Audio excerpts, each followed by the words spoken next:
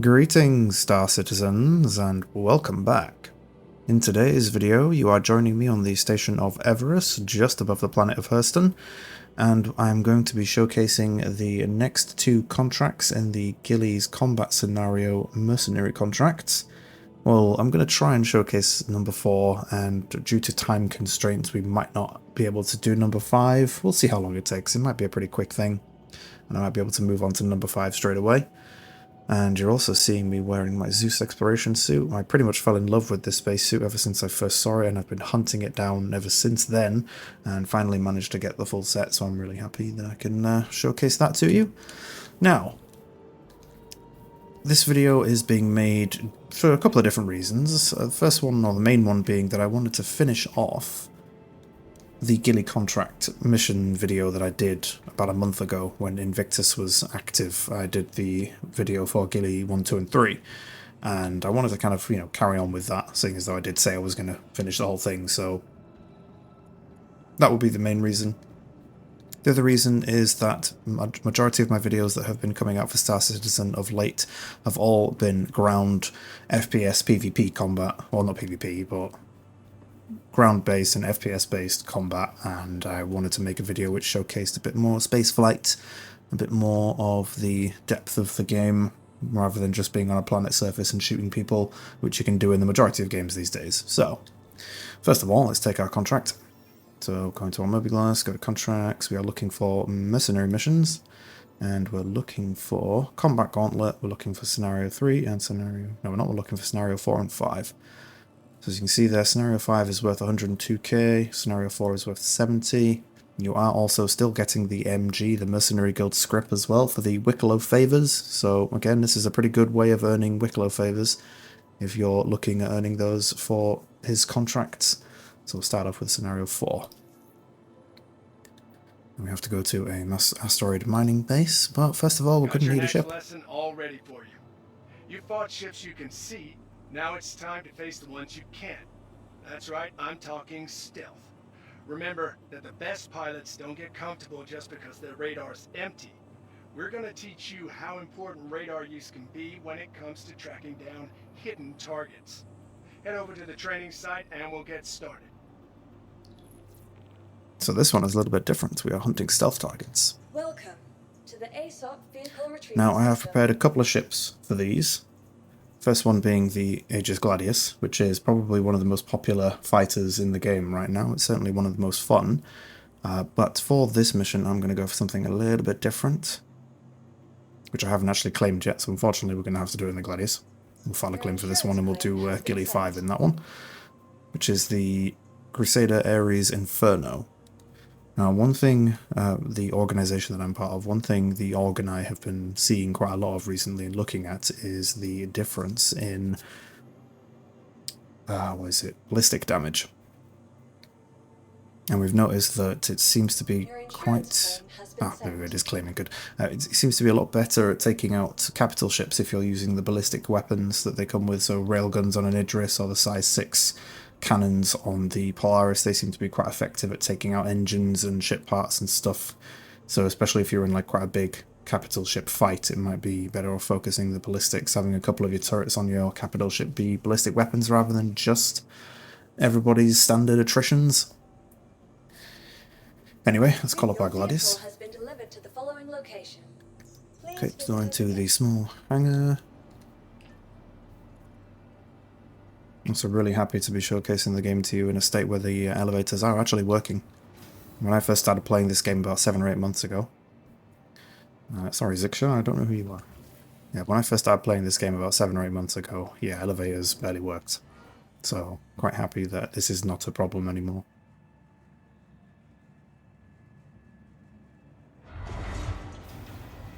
Here we go. There is our ship. I do have a custom paint on it. Although one thing I would like to do before we go out there is I would actually like to show you the ship itself. So we're going to quickly store it again. I know it's a bit of a time sink, but I will show you the ship and what the loadout I have on this particular ship. A couple of things I have changed on it. Most of it is still, I believe, stock, but there are a couple of things I have changed. And the first thing you need to know about me when it comes to space combat is that I'm someone who wants to get in the thick of things, and dogfights are my heart's content. I am not a stealthy player, so I don't usually use stealthy parts. I'm more of a military/industrial part user when it comes to my ships, because I want my ships to be as tanky and survivable as possible, whilst also dealing as much damage as possible. So as you can see, I do have the Frostbite camo livery on. It's nothing special. I'm not sure you can even earn that in-game. That was a shop-bought thing.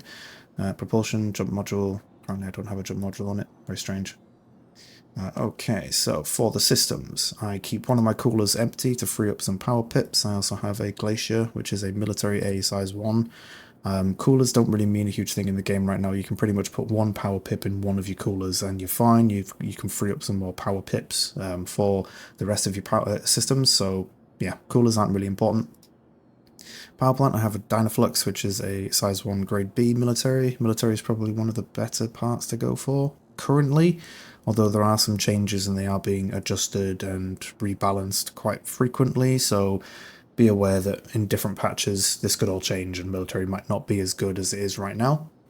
My quantum drive, I've just left it as the grade C civilian. I don't really jump around in my Gladius that much. It's not really important to have an amazing quantum drive in there, but if you wanted to do some travelling, jumping across the system and jumping to different points, I'd probably recommend something like a VK00, which is probably the military jump drive, or the quantum drive. And then for my shield generators, I've got the 2 grade A size 1 military FR66s, which are, again, at the current state of the game, they are the best to use. But again, this could be changing. I have heard that industrial shields are having a bit of a rework for the next patch, so things could change. Be aware that because this game is in alpha and still in development, everything is subject to change. Vehicle weapons, I have left the missiles as standard, so I have a couple of missile racks, I have 2 ignites, I have Arresta 3s, a few of those, I think about 4 ignites and 3 Arresta 3s in total, and then for the 3 guns on the ship, I have all CF337 Panther repeaters, all 3 of them. It's my preferred gun to use right now, although, again, as I mentioned, with the changes to ballistics and disruption damage, or disruptor damage as well, these might change in future, so this is my preferred build, but there may be better guns out there, depending on your fighting style as well. The Gladius is a very fast, very nimble, very quick to turn ship, so you might have different setups which are better depending on how you like to dogfight. And then finally, I also have a PHB flight blade for the Gladius, which is a flight blade which kind of adjusts the way the ship works, so I get less of my thrust speed, so my top speed. I have reduced top speed, but I do have better or increased precision handling during tight maneuvers, so it basically maneuvers quicker, turns quicker, but it doesn't have as much top speed, which is one of the preferred flight blades to use on the Gladius right now. Anyway, that is my Gladius, so let's call it back up. Unfortunately, we do have to store it in the hangar for me to be able to see the Gladius on that screen to showcase the systems and the parts and stuff. Let's call it back up. Luckily, we're in a small hangar, so it doesn't take too long to call. If this was an XL hangar, we'd probably be waiting for the next 3 business days for the hangar to actually bring the ship up, and then we'd have to walk across the whole hangar to get there as well. I do love having an XL hangar, but geez, walking across it is not fun. I think we need to start getting some like bus terminals so that we can travel to and from the ASOP terminal.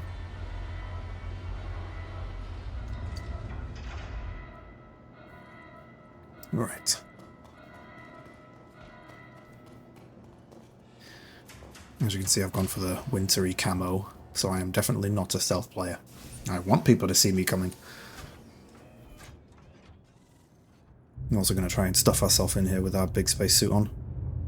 We seem to fit okay. Right. Power on.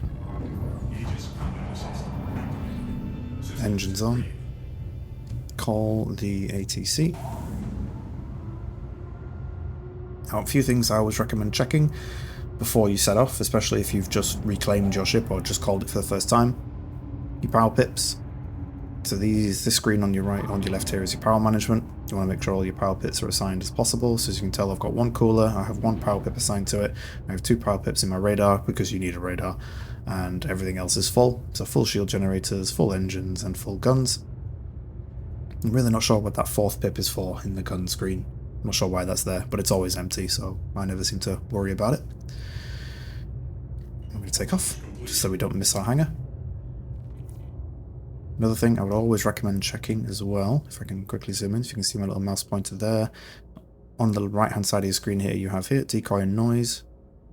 These are missile torpedo avoidance. I would always recommend setting your decoys to a higher amount by holding down right Alt and pressing H. You can see there the number is going up on decoys. You want to make sure each decoy is worth about 5 kilometers worth of your, what's the word, your detection range. So if you have, so you can see on the screen here, I've got cross-section emissions, I've got electromagnetic emissions, and I have infrared emissions. You want to set your decoys to the highest possible. So if one decoy is 5 kilometers, and the highest I've got is 19.9, so nearly 20, I want to set 4 decoys to go off at once, which should break the lock of the majority of missiles that are fired at me, and then noise if I want to break target on people as well. Noise is basically chaff.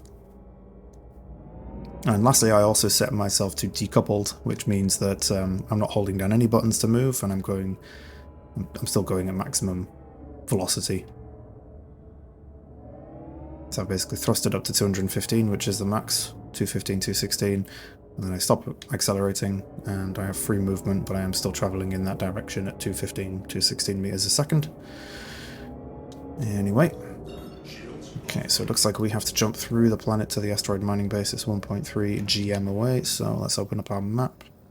Go to mission info, asteroid mining base, and set a route to it. We're probably going to have to jump around the planet. Yes, we are. Okay, jump to orbital marker 1.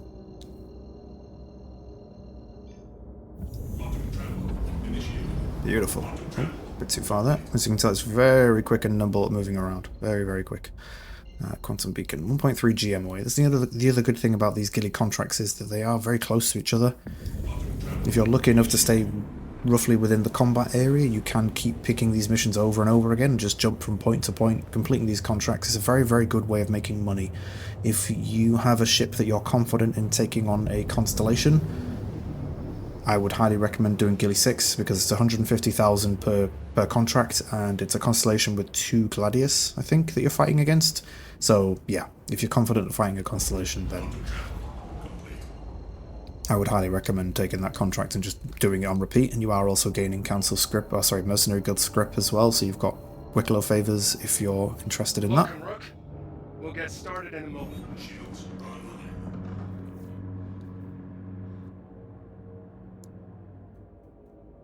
Just going to zoom out and give ourselves a bit more movement. Again, we are decoupled, so there is no auto slowdown. Light 'em up.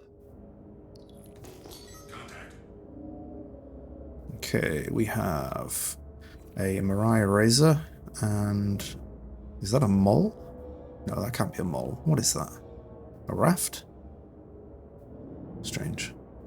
Where's the Razor? We want to focus on the Razor first, because the Razor is a specified stealth ship. There it is. Gonna have to go gimbal mode on our guns to make sure we can actually aim at him.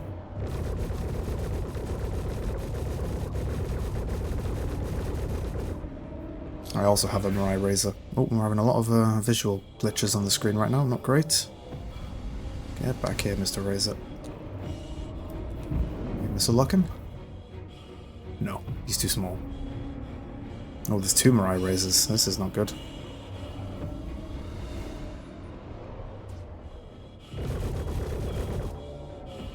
The downside of a Mariah Razor is it does have low health and low shields, so killing it won't be that difficult as long as we can close the gap and get our pips on target. Got broken shields and a little bit more. He should go down very quickly.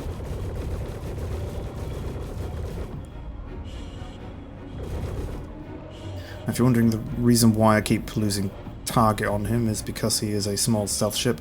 Incredibly small, so he is dropping off my radar very frequently. There we go. First one is down. Where is that second one? There he is.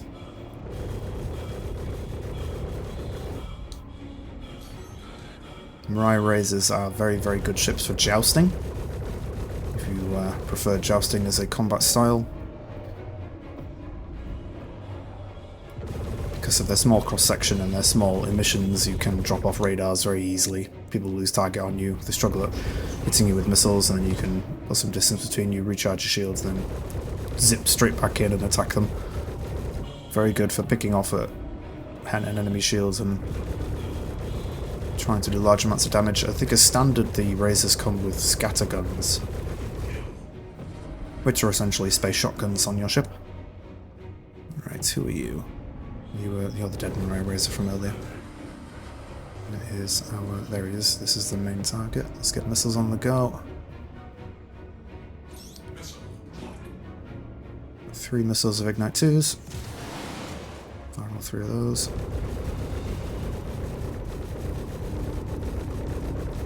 What ship is this? Is this a mole? It is, it's a mole. Strange they would give me a mole. Oh. Fire off some decoys and get rid of those 2 missiles. Oh. I think they missed. Who fired that at me? That must be a Saber, I would believe. Yep, there you are. Oh no, it's another Mirai. Another Mirai Razor.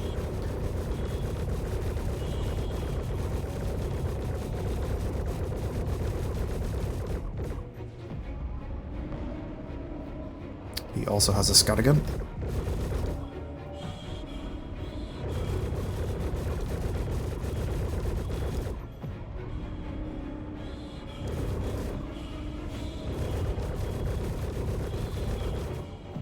He's gone out of range.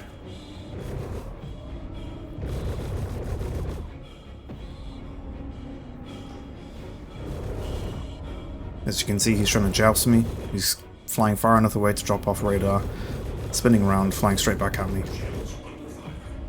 Fortunately for him, I have 2 military grade A shields, so he's gonna have a hard time killing me with his little scar guns.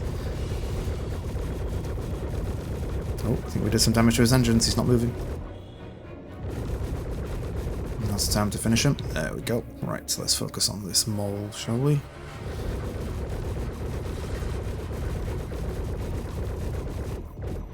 I do like the way this mission has been set up, where they give you a nice big juicy target like the mole to shoot at, and then have the smaller stealth ships kind of zip in and out and attack you as you're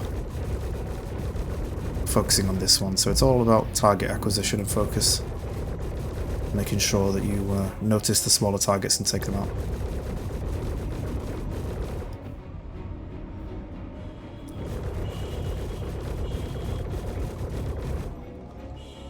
We're just going to orbit this mole. It's going to take us a while to shoot it down.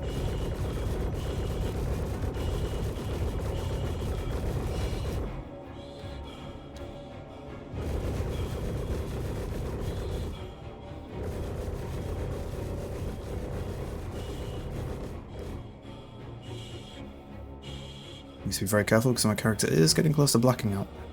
Trying to maintain an orbit on a moving ship is pulling a lot of G's, a lot of G-force, and we're taking quite a bit of, not damage, but we are going to black out, which means we will lose consciousness for a few seconds.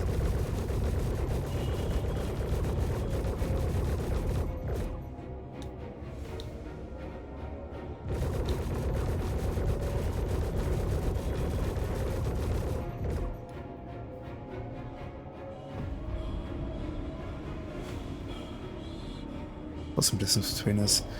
Spin back around, give him a couple of missiles. Give him an arrest too, I think. Try and break his shields again whilst we're here. The best thing to do with missiles is to make sure that you actually take down a shield as much as possible before firing a missile, just so that you actually get through it. Just increases the amount of damage you can do to ship components and parts.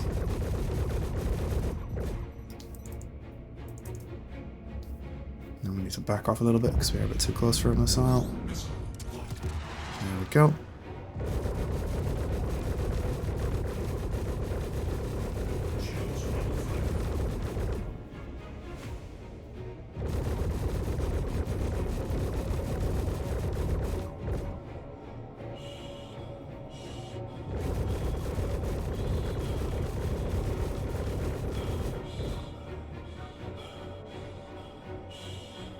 G's we're pulling 12.5 G's orbiting this this moving mole. For those interested, the mole is an industrial mining ship. It's a multi-crew ship as well. You can run it solo, but it won't be able to handle any of the larger rocks because there are 3 different mining lasers on it. So if you want to handle some of the larger rocks with mining, you will need a couple of crew members to help you out.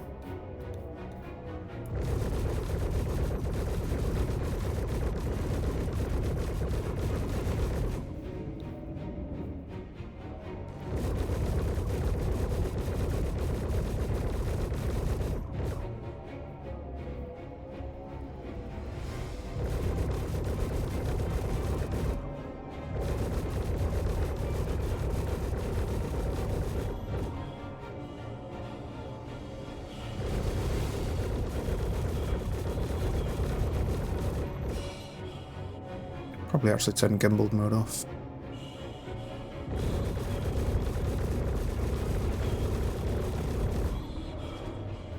He tried to do a little spin around in the opposite direction to try and get me on his nose so he can shoot guns at me.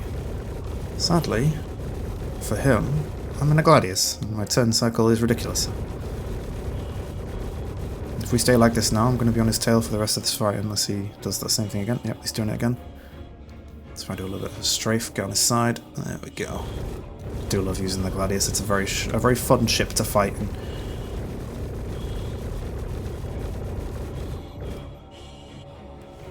Now some of you might be wondering what the difference is between gimbaled and non-gimbaled mode. So, this is non-gimbaled mode. You can notice in the middle of my screen is my crosshair. That's where my guns are shooting. So I have to make sure that crosshair is hovered over the small circle in front of the target, and it will turn green. And you also see the hit markers coming up. That's non-gimbaled, but for smaller fighter, faster ships, so for something like the Gladius that I'm currently flying, if I want to be able to hit that target consistently, especially if they're doing similar to what I'm doing, which is trying to stay behind the target and staying off the nose of the ship where most of its guns are, I will be better served by going into gimbaled mode, which is by pressing G on the keyboard. And you can notice that my crosshair is now following my mouse rather than in the center of my screen. It means that my turrets are on a gimbaled mode and that they will move around. But there is a detriment to being in gimbaled mode, which is that your turrets shoot slower. In terms of damage and shots that you fire, nothing changes. It's just the fact that they shoot slightly slower. Oh, excuse me, a little bit gassy today. Yeah, they shoot slightly slower, so you are doing less damage overall, but it does make it easier to hit the target, and I'd much rather hit the target more consistently to keep their shields down rather than firing as many shots as possible and missing half of them because the target is too quick for my nose to stay on them, my crosshair. There we go. Is Gilly going to congratulate us, or is he just going to leave us alone? He's going to leave us alone. There we go, so we've earned our money. We've also earned our 10 Mercenary Guild script for doing this contract. And sadly, I don't think we'll have time in this particular video to do the Gilly 5 contract. What I will do is I'll head straight back to Everus, and then we will start our next video in Everus to pull the Ares Starfighter Inferno, which is the giant size 6 ballistic cannon on the side of it. Probably one of my favourite ships right now as well, at least in terms of taking on large ships. Very good at taking off engines and ship parts and wings and stuff like that. The Inferno is an absolute monster, and I'm really looking forward to the next update, which is 4.21, which does bring an improvement to the turning speed of medium and heavy fighters, so we all have that to look forward to. But yeah, I just wanted to have a video that was more ship combat focused and space flight combat focused. I have also been getting into some cargo hauling recently. I'm currently saving up to purchase a Crusader Hercules C2, which is the cargo variant of their Hercules ship range. I do have an A2 currently, but it's a bomber and doesn't have as much of a cargo hold. So I might do some cargo hauling videos as well, if people might be interested in that. I do currently also have a Hull C.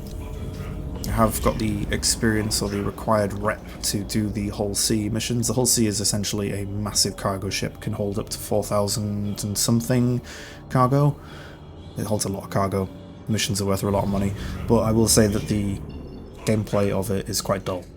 So I'm not too sure if you'd want to see a video of me just jumping back and forth between 2 stations, but it does make a lot of money, so let me know what you'd like to see. I have had a couple of comments on recent videos where we were asking if it was just ground or just FPS, so I do want to make some space combat stuff and some space focused stuff, which is one of the reasons why I decided to make this video. So hopefully we'll feel free to leave me any thoughts and opinions on what you would like to see going forward, and I'll be more than happy to make those. Alright, where is our hangar? There it is. Try not to smash into the station whilst we're here, please. Thank you very much. Oh, there's our small hangar on the top. Oh, putting some high G's there, going a bit blurry. There we go. Alright, let's head down. Without our landing gear, we're going to have to... Oh, steady, steady, steady, steady. Almost hit that little antenna there.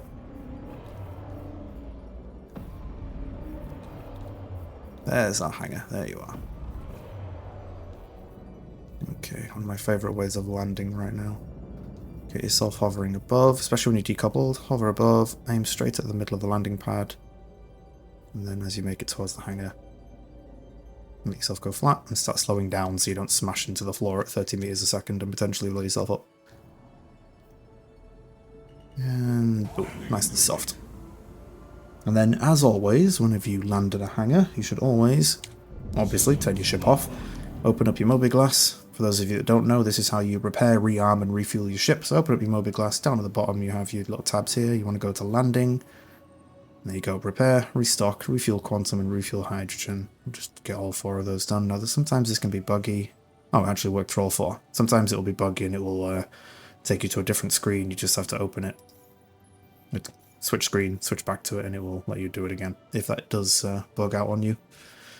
And there we go. There is also a little bit of an issue sometimes with refueling your quantum fuel, and one of the best ways of fixing that is to refuel your quantum, make sure your ship's turned off, get out and go and store it in the hangar. Give it 30 seconds to a minute and then recall your ship on the hangar, and it should have refueled your fuel, your quantum fuel. Anyway, that's the end of the video, so thank you all for watching. Hope you've enjoyed this one, and I shall catch you in our next one.